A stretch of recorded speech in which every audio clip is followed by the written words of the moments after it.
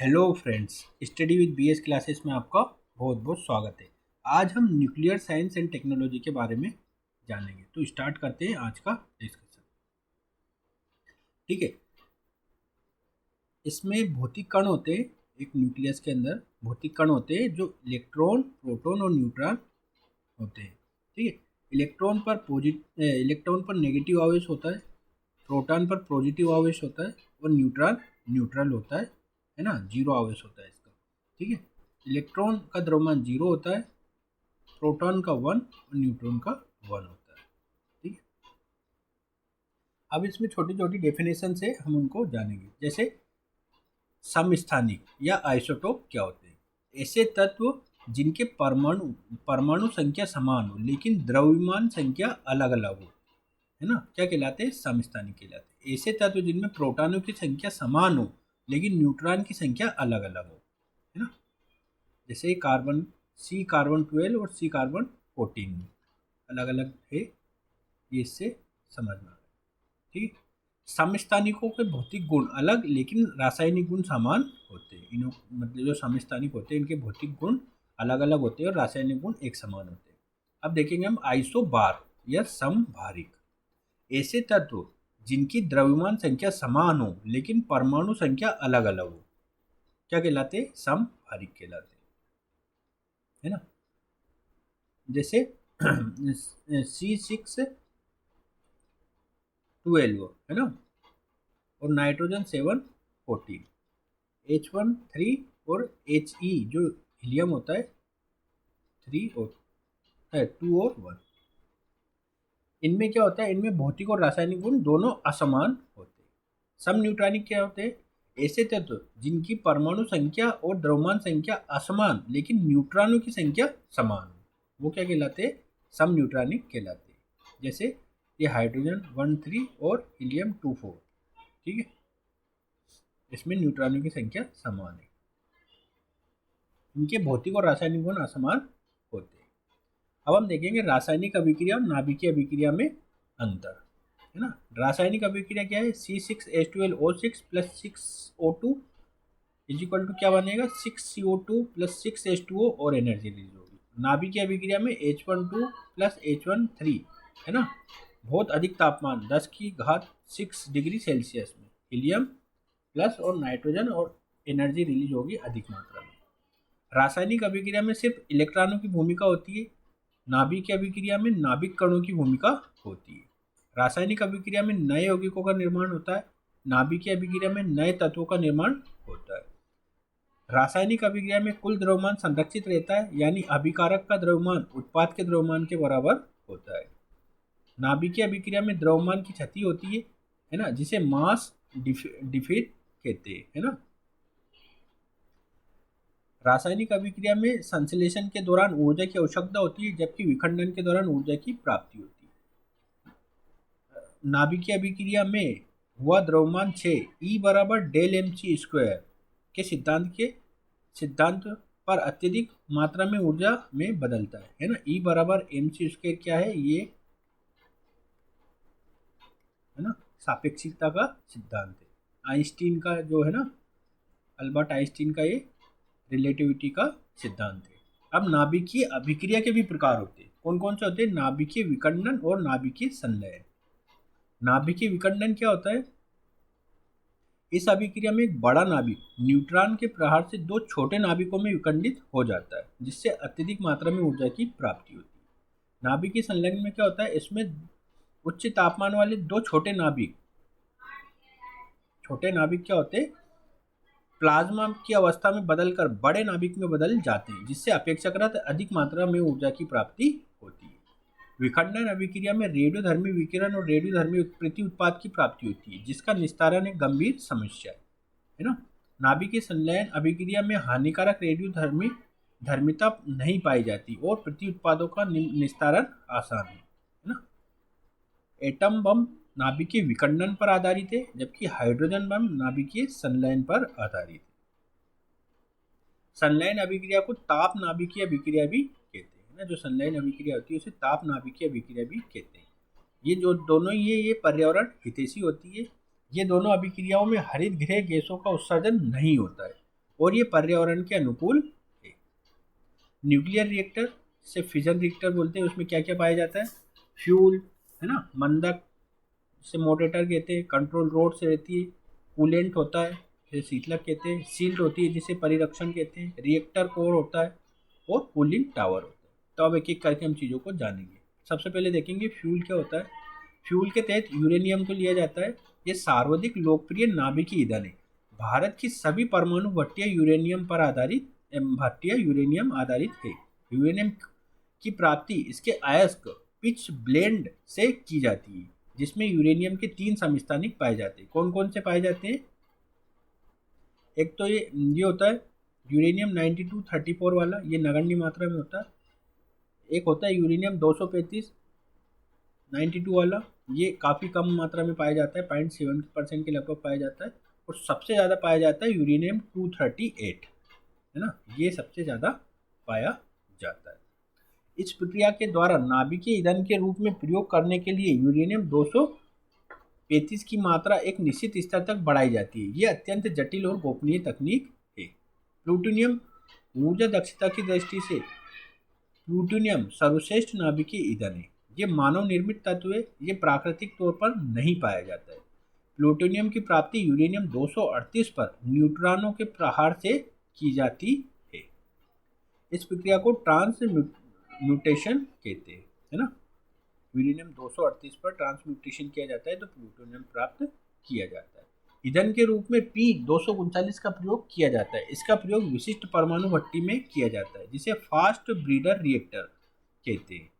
भारत का पहला fast breeder reactor Kalpakkam Tamil Nadu में शुरू होने वाला है, अभी निर्माणाधीन है। अब हम जानेंगे थोरियम के बारे में। थोरियम की प्राप्ति मोनोजाइट रेत या चट्टान से की जाती है, जिसमें थोरियम की मात्रा 2 से 12% के लगभग होती है ना।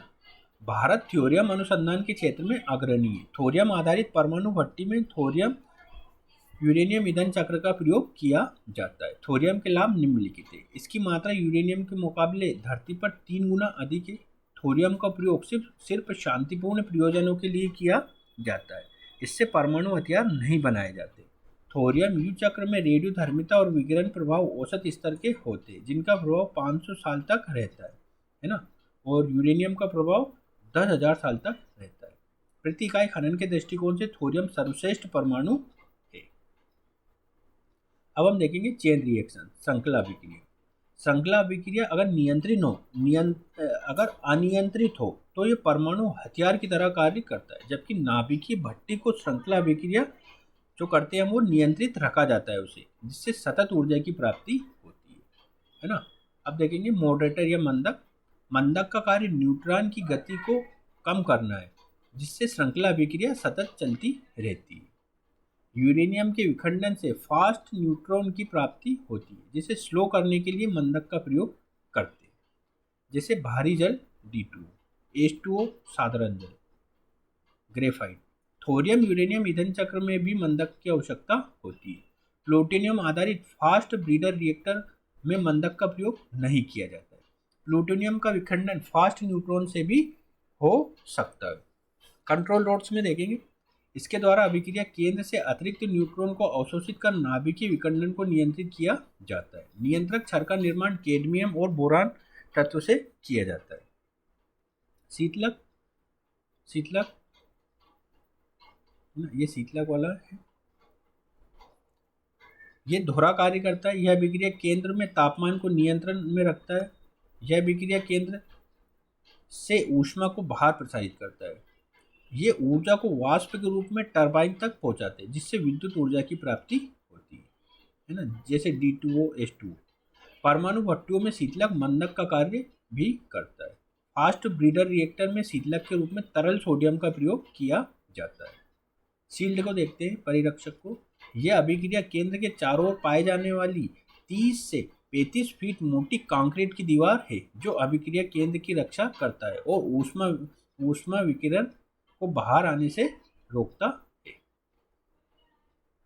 ठीक है, अब टाइप ऑफ रिएक्टर देखेंगे। 2 तरह के होते हैं, एक तो थर्मल रिएक्टर होता है, एक फास्ट ब्रीडर रिएक्टर होता है ना।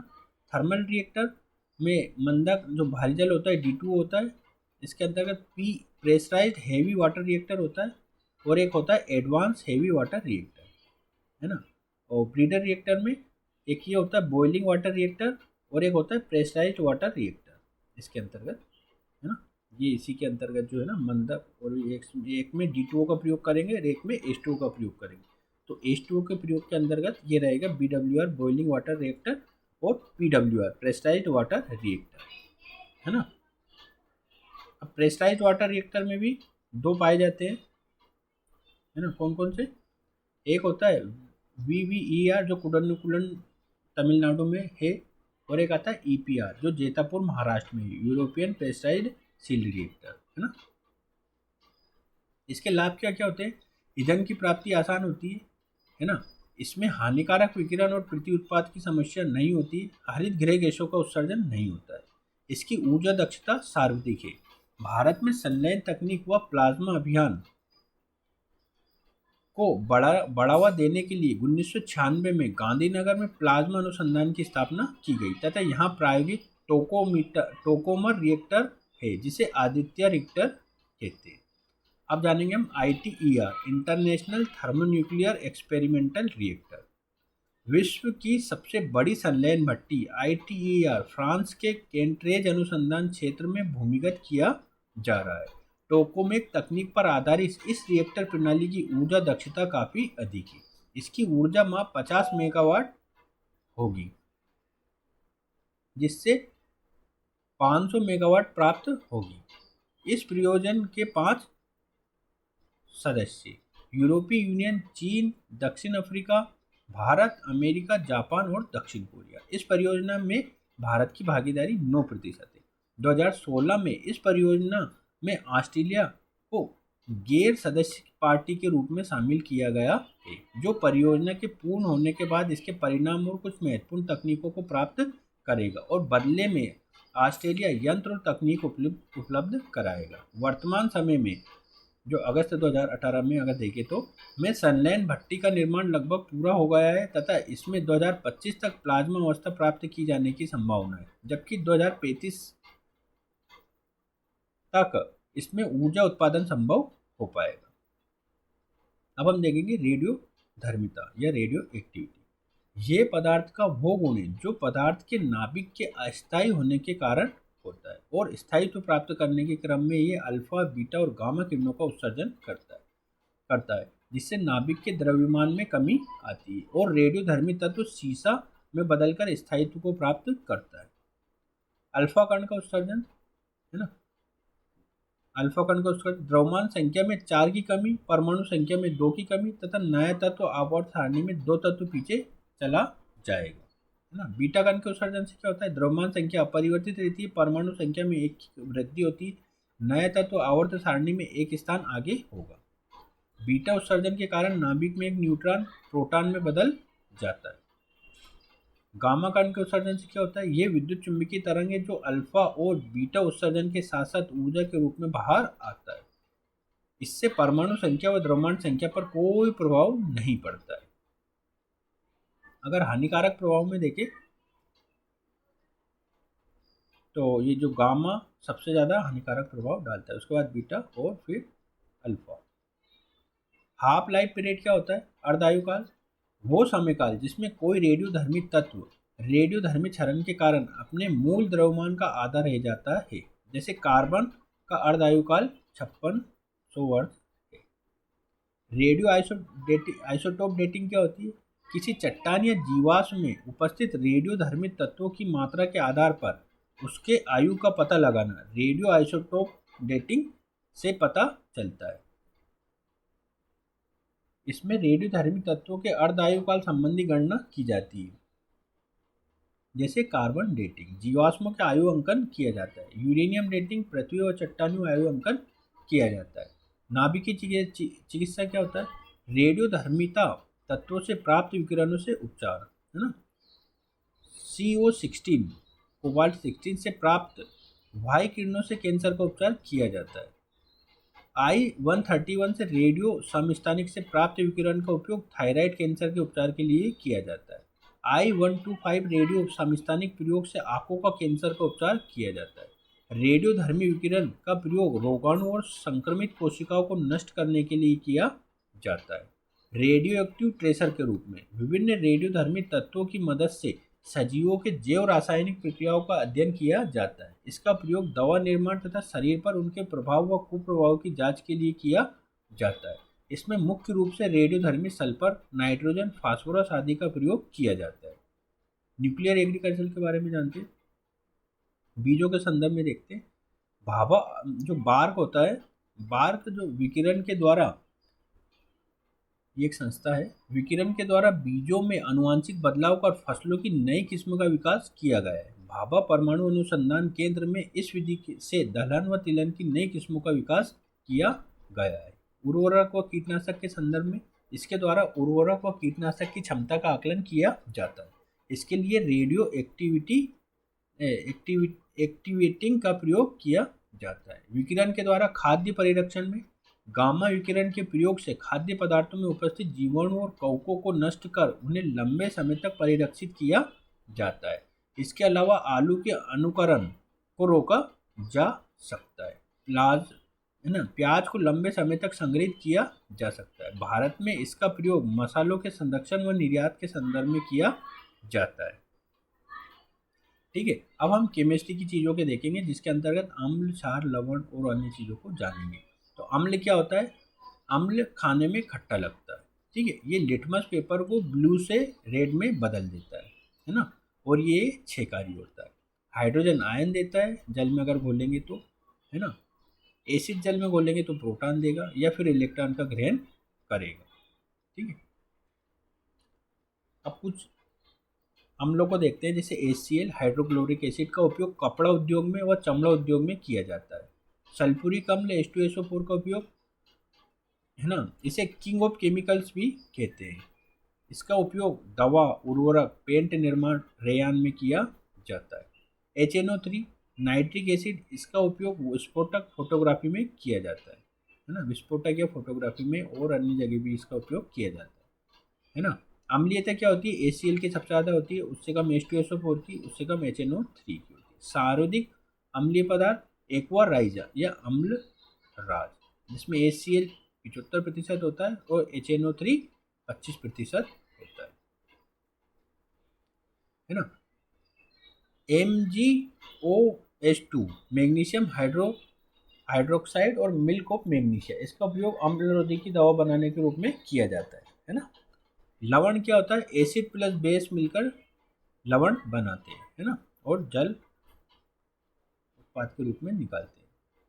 ठीक है, NaHCO3 सोडियम बाइकार्बोनेट, है ना, इसका प्रयोग बेकिंग पाउडर के निर्माण में, अग्निशमन के निर्माण में, अम्लरोधी दवा के रूप में निर्माण में इसका प्रयोग किया जाता है।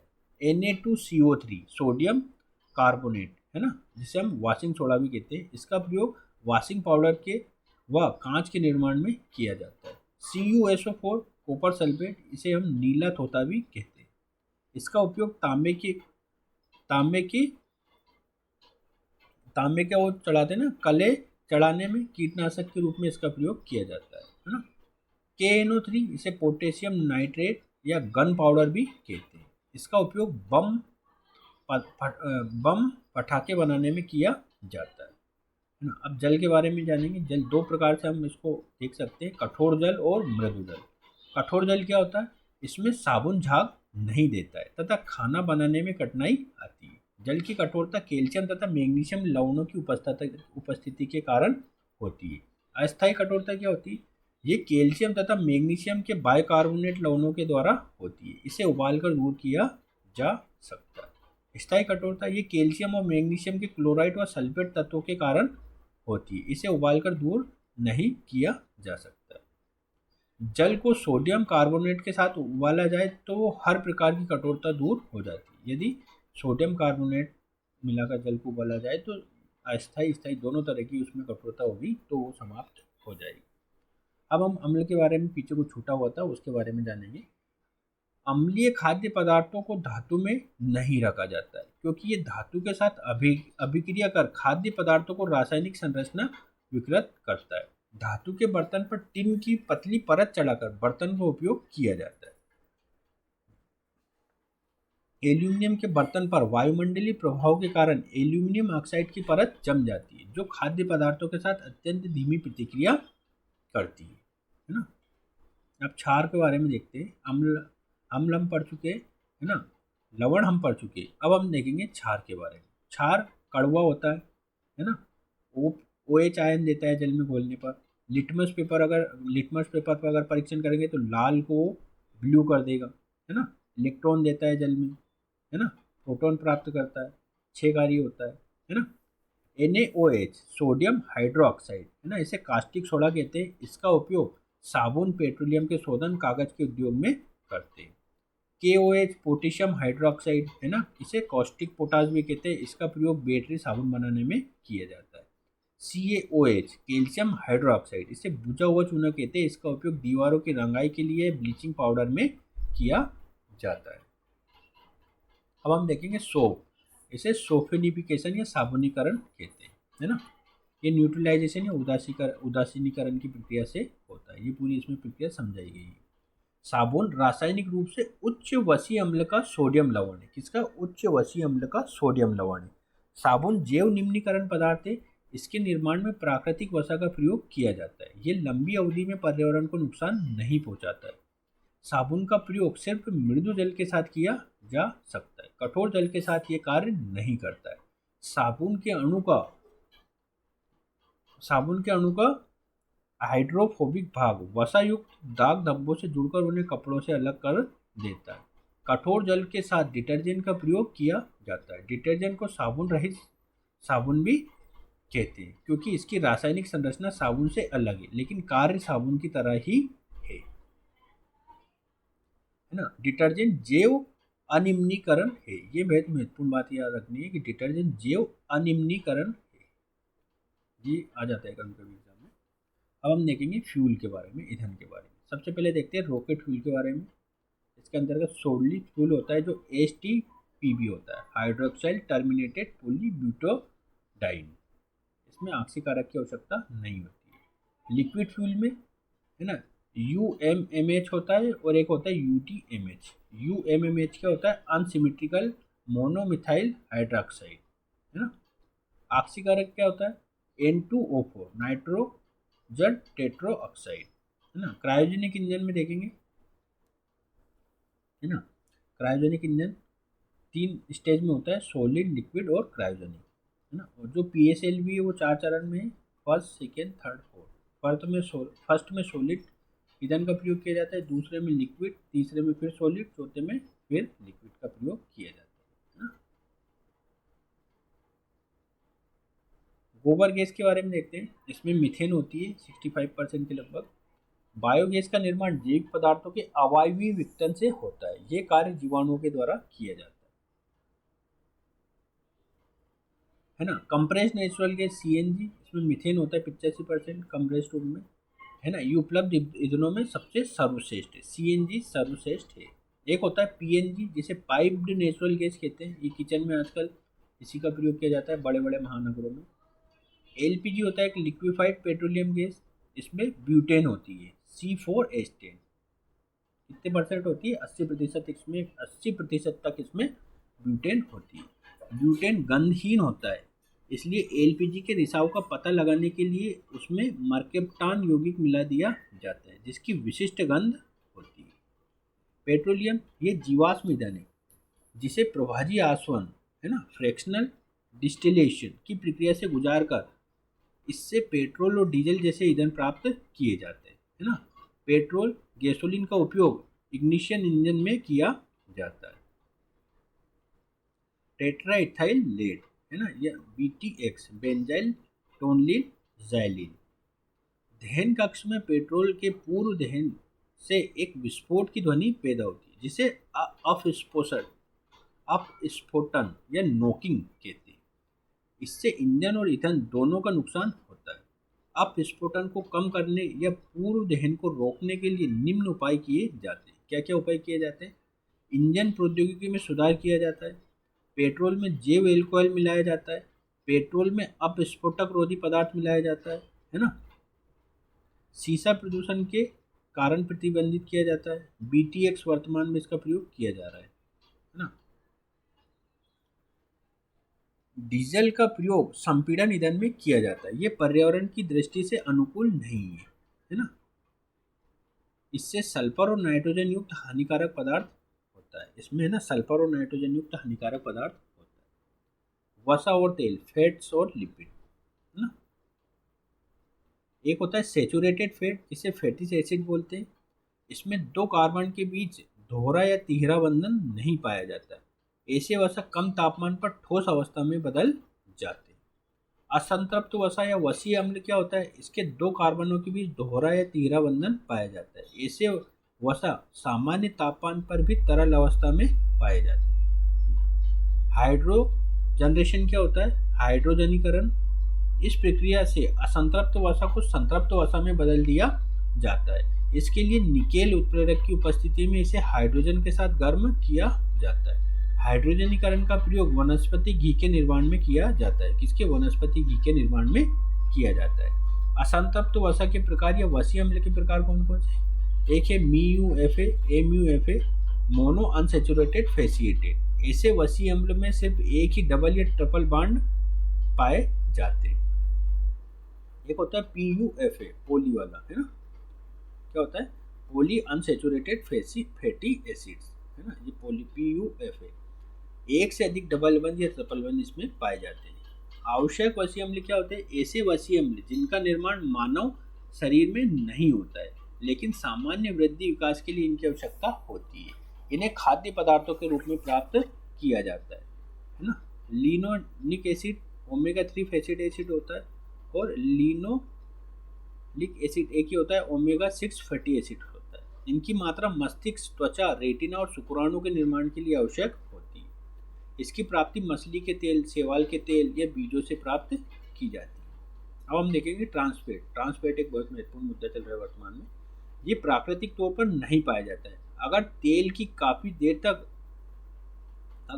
काफ़ी देर तक उबाला जाए या हाइड्रोजनीकरण की प्रक्रिया से गुजारा जाए तो ट्रांसफैट का निर्माण होता है। ये मानव स्वास्थ्य के लिए अत्यंत नुकसानदेह होता है। देखो, कभी कभी आपने समोसे बनते हुए देखा होगा, तो वो समोसा एक बहुत बड़ा कड़ीला होता है, उसमें उसी तेल में वो समोसे निकालता रहता है दिन भर, ठंडा गरम ठंडा गरम ठंडा गरम, तो वो तेल बहुत हानिकारक हो जाता है अपने लिए, है ना। ऐसे तेल से हमको बचना चाहिए। कोलेस्ट्रॉल, है ना, ये वसा में व्युत्पन्न पदार्थ है जिसका निर्माण सामान्य जंतु कोशिका में होता है। शरीर में कोलेस्ट्रॉल की आवश्यकता हार्मोन और विटामिन डी के निर्माण के लिए होती है। कोलेस्ट्रॉल पदार्थों में अनुपस्थित होता है। LDL, लो डेंसिटी लिपोप्रोटीन, है ना, इसे बेड कोलेस्ट्रॉल भी कहते हैं। ये रक्त वाहिकाओं में जमा होकर एंथेरोस्क्लेरोसिस की स्थिति पैदा करता है, जो उच्च रक्तचाप और हृदय रोग का कारक है। HDL, हाई डेंसिटी लिपोप्रोटीन, ये क्या होता है, ये गुड कोलेस्ट्रॉल होता है। ये LDL या ब्लड कोलेस्ट्रॉल को हटाता है। इसकी मात्रा अधिक होने पर उच्च रक्तचाप और हृदयघात कम हो जाता है। रेनसिटी क्या होती है, वसायुक्त या तेल में छने पदार्थ को यदि लंबे समय तक ऑक्सीजन, उच्च तापमान और हवा में रखा जाए तो वसा ऑक्सीकृत हो जाती है, जिससे खाने का गंध और स्वाद खराब हो जाता है। रेनसिटी को रोकने के लिए चिप्स के पैकेट में नाइट्रोजन गैस भरा जाता है। क्या भरा जाता है, नाइट्रोजन गैस भरा जाता है। फूड प्रिजर्वेशन क्या होता है, इसे खाद्य पदार्थों में इसलिए मिलाया जाता है ना, कि खाद्य पदार्थों को विकृतिकारक रोका जाए, मतलब खाद्य पदार्थों को खराब होने से रोका जाए इसमें, है ना, इसलिए मिलाया जाता है ना। जैसे अतिसांद्र घोल नमक में सोडियम बेंजोइक एसिड ये मिलाया जाता है ना। आर्टिफिशियल स्वीटनेस क्या होती है, कृत्रिम मधुरक, ऐसे रासायनिक पदार्थ जिन्हें भोजन में स्वाद और मधुरता बढ़ाने के लिए मिलाया जाता है ना। जैसे सैकरिन, है ना, सर्वाधिक लोकप्रिय, एस्पर्टेन वर्तमान में लोकप्रिय, शुगर फ्री, कैंसर का संदिग्ध कारण है, गर्म चीज़ों के साथ नहीं प्रयोग किया जाता है। सुक्रोज, इसकी मधुरता चीनी के समान होती है और इसे गर्म और ठंडे दोनों प्रकार के खानों में प्रयोग किया जा सकता है। बाइंडिंग एजेंट, इसमें जिलेटिन होता है, इसका उपयोग आइसक्रीम बनाने में किया जाता है। पोटेशियम ब्रोमेट क्या होता है, इसका प्रयोग ब्रेड के आटे को लचीला बनाने के लिए किया जाता है। ये कैंसर का कारक है, लेकिन ब्रेड के पकने के दौरान विघटित हो जाता है। इसे भारत में प्रतिबंधित कर दिया गया है। ब्रोमिनेटेड ऑयल, इसका प्रयोग रंगीन पेय पदार्थ और खाद्य पदार्थों में किया जाता है जो कैंसर का कारक है। अब पॉलीमर को हम अगले वाले वीडियो में देखेंगे। तो आज का वीडियो यही समाप्त करते हैं। वीडियो देखने के लिए बहुत बहुत